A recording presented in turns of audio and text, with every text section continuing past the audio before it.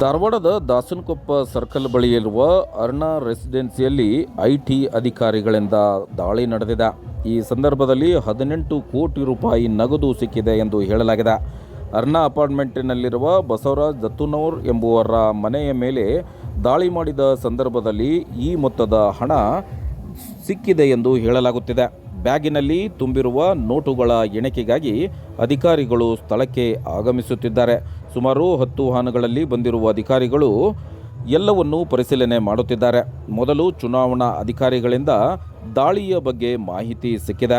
74 ವಿಧಾನಸಭಾ ಕ್ಷೇತ್ರದ FST team ಮೊದಲು ದಾಳಿ ಮಾಡಿತ್ತು. ಸುಮಾರು 5 ಜನ ಅಧಿಕಾರಿಗಳ ದಾಳಿ ಮಾಡಿದ ನಂತರ ಐಟಿ ಅಧಿಕಾರಿಗಳಿಗೆ ಮಾಹಿತಿ ನೀಡಿದ್ದಾರೆ. ಈ ಸಂದರ್ಭದಲ್ಲಿ ಐಟಿ ಅಧಿಕಾರಿಗಳು ಬಂದಾಗ ಒಟ್ಟು 18 ಕೋಟಿ ರೂಪಾಯಿ ನಗದು ಇರುವುದು ಪತ್ತೆಯಾಗಿದೆ.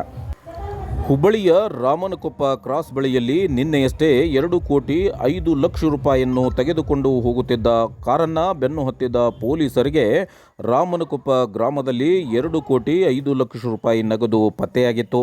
ಇದನ್ನು ಕೂಡ ಮಾಹಿತಿಯನ್ನು ಐಟಿ ಅಧಿಕಾರಿಗಳಿಗೆ ನೀಡಲಾಗಿತ್ತು. ತದನಂತರ ಅಧಿಕಾರಿಗಳು ಈ ಪ್ರಕರಣಕ್ಕೂ ಮತ್ತು ಆ ಪ್ರಕರಣಕ್ಕೂ ಸಂಬಂಧವಿದೆ ಎಂಬುದರ ಬಗ್ಗೆಯೂ ಪರಿಶೀಲನೆ ನಡೆಸುತ್ತಿದ್ದಾರೆ.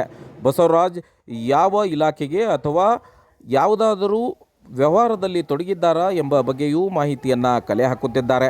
ಆದರೆ ಕೆಲವು ರಾಜಕೀಯ ಪಕ್ಷಗಳು ಇದು ಆ ಪಕ್ಷದ್ದು ಅಥವಾ ಈ ಪಕ್ಷದ್ದು ಎಂದು ಮಾತನಾಡಿಕೊಳ್ಳುವ ಸ್ಥಿತಿ ಬಂದೊದಗಿದೆ.